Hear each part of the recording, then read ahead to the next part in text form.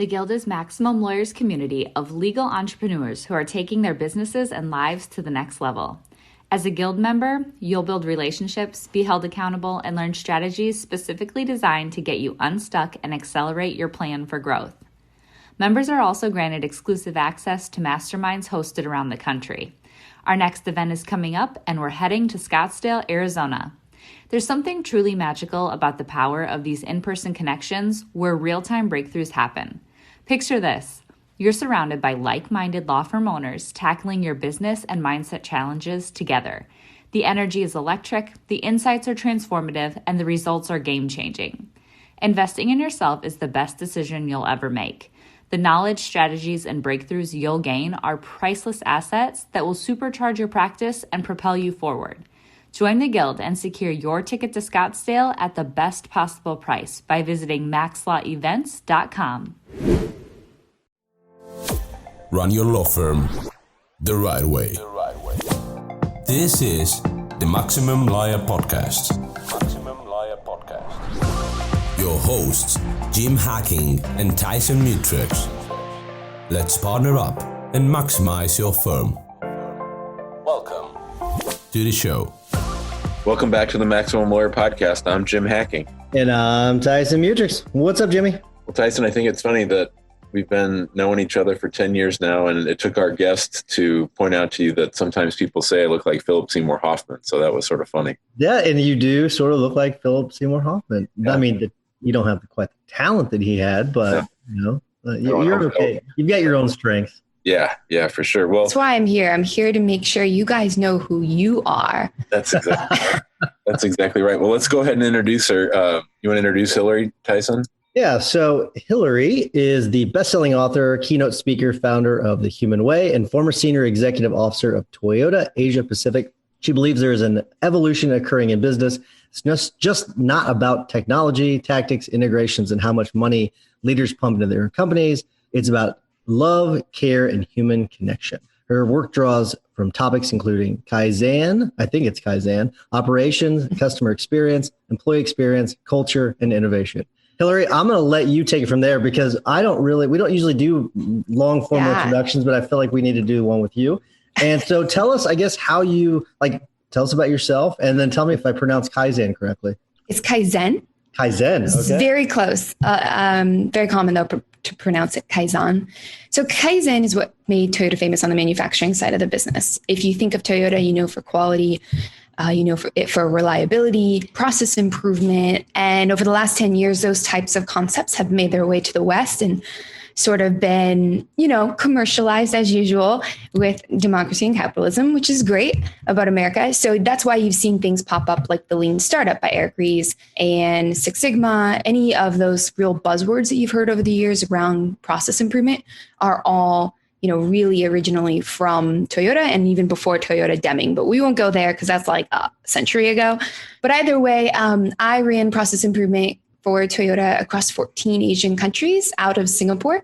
And I was the first female they ever hired in the region to do the work, the only American, the youngest, the only native English speaker, and the only Caucasian. So that's the premise of my first book, was about working for a Japanese company, which is the only company I've ever worked for. I've been writing, speaking, and consulting ever since. And that first book is now being adapted into a screenplay. Nice. That's awesome. Well, I don't know that we've had anybody who's had their books adapted into a screenplay before, so that's pretty exciting. Fun stuff. Yeah. Let's talk about Kaizen. And I've read a few books on Kaizen. I'm a big fan of it, and I've tried to implement it in our firm. What do most people get wrong about Kaizen? And then maybe just talk about what you observed at Toyota when it came to the doctrine. Yeah, I love it. Great question. So one of the things that people get wrong with Kaizen, and this is going to hit home for a lot of people, is that it's all about the tech. The irony is that tech's just going to amplify whatever your operation is. Tech's just going to take your operation and make it more visible to everyone faster and sooner, And so if you have poor processes, it's not going to make your business more efficient. It's just going to make it exponentially less efficient. And so that's what I see very often be the case is people implement automation, they implement technology, and they hope that it's going to solve all of their operation problems. But the irony, and I know this from working with the best of the best at Toyota, is that The operation has to be designed first, and then you have to match the tech to the operation. And what people often do wrong is they do the opposite. They implement the tech and then they go, okay, what do we have to change in the operation? Or they don't even ask that question and they just implement the tech. And that's why Salesforce has the reputation that it has now. Salesforce has undeniably been successful. I won't take that away from them. But why is it that we're seeing after Salesforce implementation, now there's coaches developing. So companies go and implement Salesforce, and then there's a whole nother business that arises because they implement it incorrectly, and now they have to go hire a coach to fix their problems. I used to get brought into those situations. I don't anymore because I don't do that. But the point here is you have to design the operation for the person going through the experience, then implement the tech at the right place at the right time to actually solve the problems. And that's where you get optimized experiences. And that's where you get experiences that become viral and people love because it's very much designed for the person going through the experience rather than designing for the benefit of the company. Because here's the thing, you guys know very well, what do we do as business owners? We're constantly looking for how to increase quality or decrease cost, constantly. But very often we can do that at the detriment of the very people we serve. You can make a really efficient process. Just like when I came on this podcast, you guys had a really efficient onboarding process. Amazing. It was like one of the best I've been through. I was like, thank God someone finally figured this out, way to make it easy for the guests. So you have a very efficient process, but very often it's efficient for the company, but it's actually harmful or at the detriment of the person going through it. It's more paperwork or it's, more excess work, and rather than making it designed for that person. And that's the human way. So Hilary, we're in this environment where we're not in person, right? Like where we are on Zoom all the time and everything's just really gone into the cloud, right? So how do we humanize our processes in this current environment? Because it's going to stick around. It's not like it's going to go away completely. So how can we humanize these interactions? Yeah, great question. So the beauty is right now, everyone's talking about tech and digital innovation, and they have been for 10 years, right? But now it's like COVID, everyone's saying, oh, now you really have to do digital transformation. Now you really have to make the leap. Yes, you do, but it's not tech or humanization. It's tech and humanization. We as Americans have to get used to the middle path, that things can coexist. It's not people or profits. It's people and profits. And the irony is the human way actually leads to more profits. Because imagine if you designed an experience so that it was so well thought through that it expedited people through their journey to buy faster. I can't tell you how many times I see operations that because of their automation, they actually make it so hard for a consumer to give them money. I see it over and over again. It's like you have layer after layer, barrier after barrier through your tech. And so here, the important point is as you make this transformation to a more digital world, so cold calling, right? Cold calling has changed. Cold calling has become more important than before, and it will be a timeless practice. Emails, drip campaigns, sales calls via video, all these things, you have to really push the envelope of being more of yourself, being more authentic, more real, more natural.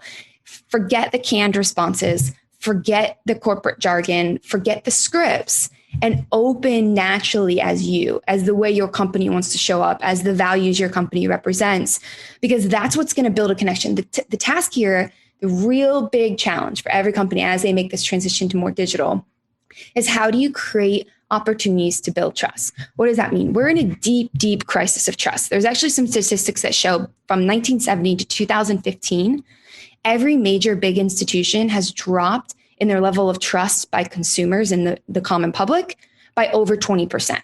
So big business, military, medicine, every big institution has plummeted in trust. What does that mean? People don't know what's believable anymore. And so here you are as a business owner saying, yeah, I'm going to make this digital transformation. I'm going to automate the crap out of my business. But very often you can do that without realizing there's always still a human behind that experience and that process. Every digital experience is still a human experience. And so what does that mean? If you have screens between you and your customer in your cold calling process or in your sales process, then you have to fight even harder to build trust.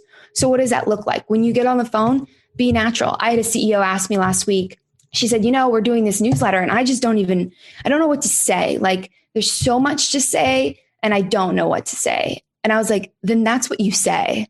Like what you say is, man, I don't know about you, but I'm overwhelmed. I don't know what to say because there's so much to say. And so, you know what? And I asked her, I said, maybe you can frame this as a way to hear out what they want to hear. So frame it as, hey, I'm going to keep it really short this week. Instead of me coming up with ideas, I'm going to be really honest. I don't know what to say. You tell me what you want to hear. And as a result, her newsletter blew up. And so it's like people are craving their yearning for realness because through screens and through our automations, we don't know what the fuck's real anymore. We don't know if the bot is real. We have to question, is that a real person behind there or not? And so as you take this into consideration, be authentic, use storytelling, connect with your company's values, talk like a real person, and have deep empathy for the person you're on the other side of the experience. What does that mean? That's not just fluff. That's like straight up, hey, I know this is really a confusing time for you. Let's talk, and I'll keep this real short to protect your schedule. If someone said that to me, I'd be like, heck yeah, you can have 5 minutes of my time, right? So this is not fluff. It's actually incredibly tactical and operational. So you brought up something about trust. And by the way, Jim, I just want to point out, she's one of us dropping the F-bomb earlier in the book. Sorry. No, it's good. You're in like-minded people. So that's good. Elise will love hearing the F-bomb. That's great. But we're in an industry where trust is a real issue. It's already an issue. And I'm not even sure what my question is, other than the fact that any additional tips that you might have for our industry, because it is a problem. Absolutely. So let's get real. The irony is that every weakness can be used as a strength. I actually think your industry has one of the most opportunities. These industries that will never go away, they have their place in the world, but they're slightly antiquated. They do business the old school way, top-down approach, command and control, very traditional. You actually have the most opportunity to really lean into being human and own that space. What does that mean? All of y'all look the same. All of y'all act the same. For the most part, you do very similar work. And so this is where being human is actually a hidden strategic advantage. Because what happens if you act the same and you're selling pretty much the same amount of work? I mean, you guys in the law industry, there's verticals, right? Injury, et cetera. Like it just goes on. But for the most part, you do the same work. And so you're a very commoditized business. What happens when you're a commoditized business? You sell based on features and benefits. You end up competing based on price. And no one wants to do business that way. It becomes exhausting time and time again. You have to hit your monthly sales targets. And so the question becomes, how can you compete in a different way? There's a great guy in Austin, Texas, which is where I live. I'm not going to quote his name because I don't necessarily want to give him business, but I will give him credit, which he calls himself something like the rock star injury lawyer or something. And he is just straight up like crazy hair and like wears leather in his advertisements. And he's just like, dude, I love rock music and I'm a lawyer, and those two things can coexist. And you know what? He's not for everyone, but anyone who likes rock music, which is a very big constituency in the United States, will love this guy if they get, in an injury or have an injury and have to get a lawyer. So what does that mean? In a commodity business, how can you as a company look at who you are, your identity, how you show up in the world, and push the envelope for how to be more human? And so that you're competing in a different way. What does that mean? That means your sales scripts, your cold calls, your emails, your drip campaigns, your onboarding process. I've been seeing more and more contracts and agreements be humanized. I just signed my new book publishing deal. It was a 6-page contract. You know how long my lease in a skyrise in downtown Austin was? 120 pages. How much bullshit is that compared to my 6-page book publishing deal, which I think is slightly more important than my skyrise lease agreement? So what does that mean? In the contract world, now everyone's going to say, well, we have to cover our basis. But this is where you have to really question yourself. It's not where can't I be human? Where can I be human? Where can I have empathy with my customers? Where can I show up more as myself and take on a bigger identity and have more fun with my brand as a way to connect with people, to see that I see you, you matter, and I'm here for you. And it's not going to be through proving your credibility or proving your results or talking about features and benefits. It's going to be connecting with them as a human. Jim, you got to check out this website. It is rockbyarec.com. Rockstar Lawyer is his brand. Reckless Pursuit of Justice. It is fantastic. And this guy, he looks rock and roll, man. And he's wearing this Led Zeppelin shirt, but half of it's split in half and half of it's a suit. This is fantastic. We'll have him on the show. Yeah, for sure. That guy's great. Yeah. That's awesome. So Hilary, you may not have want to give him business, but I go. Interesting. That's really cool. All right, What I appreciate about him is he has courage to show up how he wants to show up in the world. And I love how you guys show up in the way you want to show up in the world. So we talk about there's 6 traits to human error companies. 1, they have deep customer empathy. As an example, USAA Bank, when they train their employees, they actually make them wear the vest that people in the Army wear to feel the weight of what they go through. They make them eat Army meals to feel the pain of terrible tasting meals, to have empathy for the customer. So there's very tactical operational ways. And law firms, if anything, are known for not having empathy. They're cold, heartless, and sterile. That's what I say all the time. CHS is my acronym. Most operations, when they're implemented with tech, become cold, heartless, and sterile.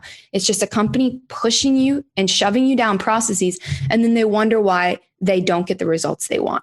And if you humanize those, if you understand at the stage of the experience the customer wants that connection, you will actually drive better results. So having deep customer empathy, having personality, attitude, and values. Own your shit. If you're a rock star, own it. If you're super formal, own it. I had a CEO of a commercial real estate agency out of San Diego ask me a couple of weeks ago, hey, we really want to let our agents be business casual. Is that okay? I'm like, dude, that's not for me to decide. Is it okay to you? How do you want to show up as a company? And that's what a lot of CEOs feel, that type of pressure. They don't know, how much should I say? How much should I not say? How should I show up? How should I not show up? They practice real talk. They love surprise moments. So if you're a law firm, figure out how to make moments and elements of surprise and wow at the points in the experience that are most important.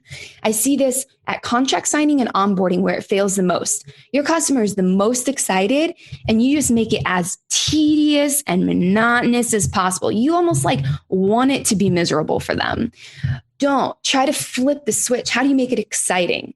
The 5th trait is they're open, honest, and show their unique self. We've talked about that. And the last one is they create opportunities to represent your brand. Whataburger did a great thing in the state of Texas. It's a burger chain. They actually launched a line of doormats that say, you better have brought Whataburger. It's brilliant. Now, is it making them loads of money?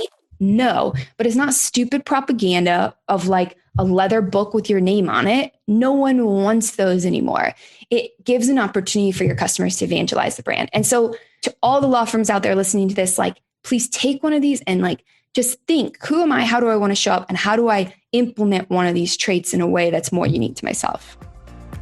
The Guild is an insanely productive community of lawyer entrepreneurs with a growth mindset who share their collective genius and hold each other accountable to take their careers and businesses to the next level.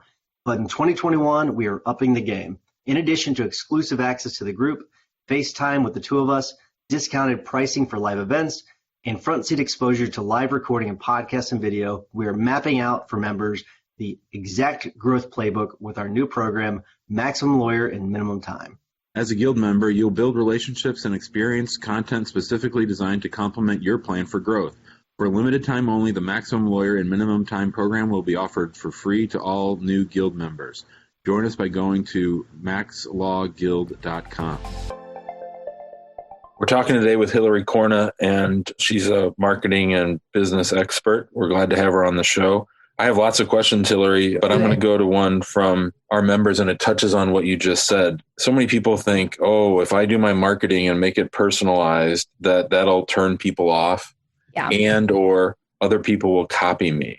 And I tell people all the time, no one's going to copy you because they can't. I'm an immigration lawyer, and another immigration lawyer and I are going to have very different takes on the same thing. So infusing it with our personality is the only way to stand out. I think you're right about that. Okay, so I love what you're saying. Key point, use original language. I've always had a rule of thumb in my life to not speak with cliches because cliches are in one ear, out the other. People don't listen, absorb, and analyze what you're saying. So use original language. What does that mean? Speak the way you speak. Speak real talk. Speak the way your customers speak. I'm working with this app that works with it pairs construction companies with construction workers. And it just so happens that the guy designing the app is super intelligent human, straight from Vancouver, has a lot of experience in Silicon Valley. And so every prompt the app had was incredibly sophisticated and professional, whatever that means these days, and very cold. And I was like, who are you talking to? You're talking to construction workers. You have to speak like them.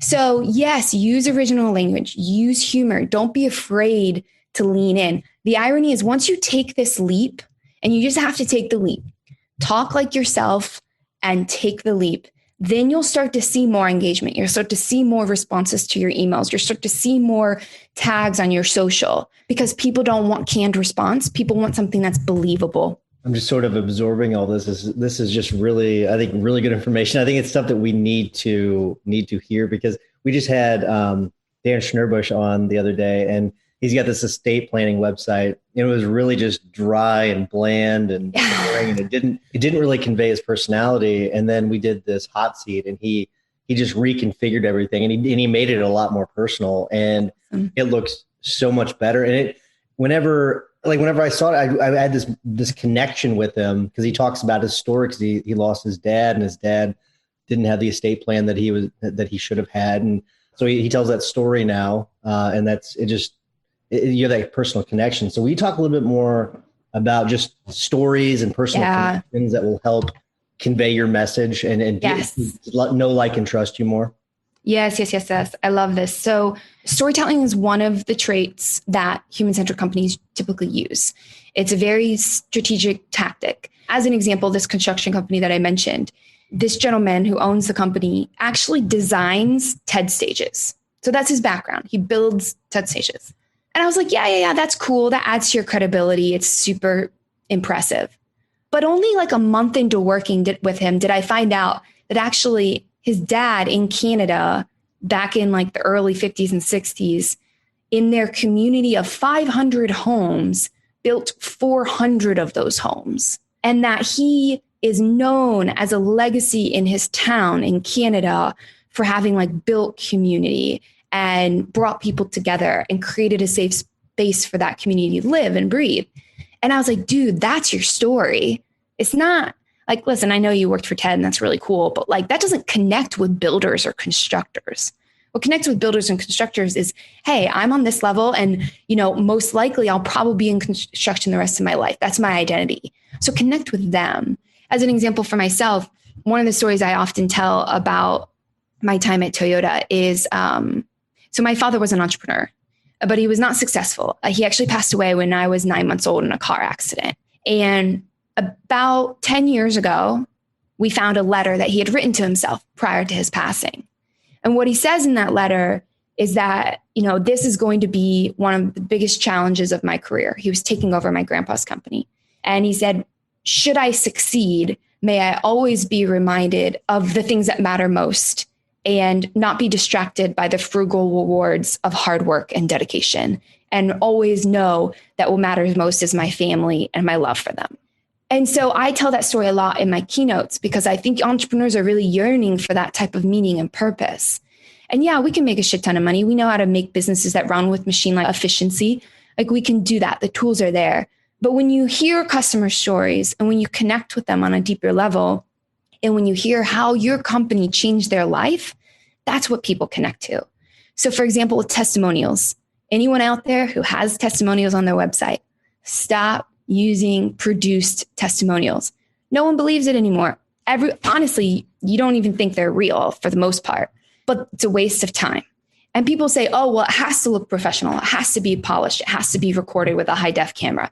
It doesn't.